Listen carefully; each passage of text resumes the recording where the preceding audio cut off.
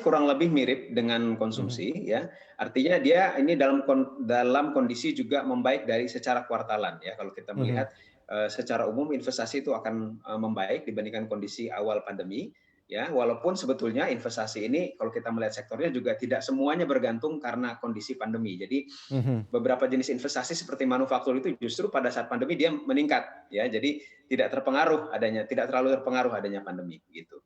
Nah, lain halnya dari sisi ekspor dan belanja pemerintah. Nah, Mhm. justru dorongan yang bisa meredam kontraksi lebih dalam dari PDB kita ini adalah karena ekspornya ini tumbuh tinggi nih kita. Ya, jadi melebihi kondisi bahkan sebelum beberapa tahun sebelum pandemi gitu ya. Dan karena dorongan harga komoditas yang memang sangat tinggi sekali terutama dari permintaan dari Tiongkok yang besar sekali ya. Ya, jadi itu yang mendorong ekspor kita, ya kita tumbuh tinggi. Nah, ini yang memberikan kontribusi kepada PDB kita cukup signifikan untuk net ekspor ya.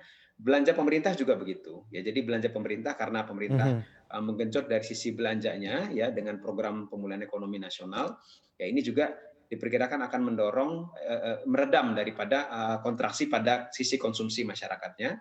Dan ini akan juga memberikan kontribusi kepada Mhm. pertumbuhan ekonomi ya walaupun dia lebih kecil ya dan kalau dari sisi kualitas juga ini bergantung daripada kualitas dan efektivitas daripada belanja pemerintah itu sendiri. Jadi bukan Mhm. hanya seberapa uang yang dikeluarkan, ya, tapi impact-nya seperti apa itu yang lebih penting bagi ekonomi juga. Ya. Baik, ini, menurut Anda, Pak Faisal, apa yang perlu dilakukan pemerintah ini untuk kemudian mendorong pertumbuhan ekonomi di kuartal kedua ini paling tidak berada di zona koreksi lagi begitu? Apakah ada stimulus-stimulus lagi yang perlu ditambah atau memang program-program stimulus selama ini yang sudah berjalan ini dimaksimalkan begitu, Pak, di kuartal kedua ini?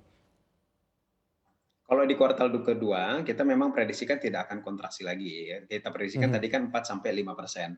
Tapi iya, memang yang perlu dilakukan saya rasa memang adalah ini kan PR besarnya adalah mendorong konsumsinya ini yang kita perkirakan masih lambat sekali mhm, ya dan beberapa sudah dilakukan pemerintah memang stimulus yang untuk kalangan menengah atas ya.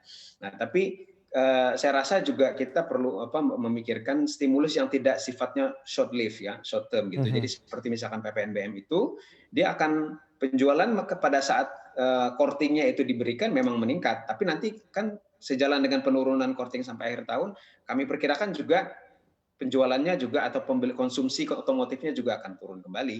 Nah, jadi mhm, yang lebih sustainable itu adalah mendorong memang di real demand terutama yang paling besar adalah yang basic needs ya. Kalau kita lihat struktur konsumsi itu 40% sebetulnya makanan minuman ya. Nah, jadi artinya begini, kalau yang cukup perlu kita perhatikan juga adalah memang daya beli yang kalangan menengah ke bawah. Kontribusinya memang lebih kecil ya.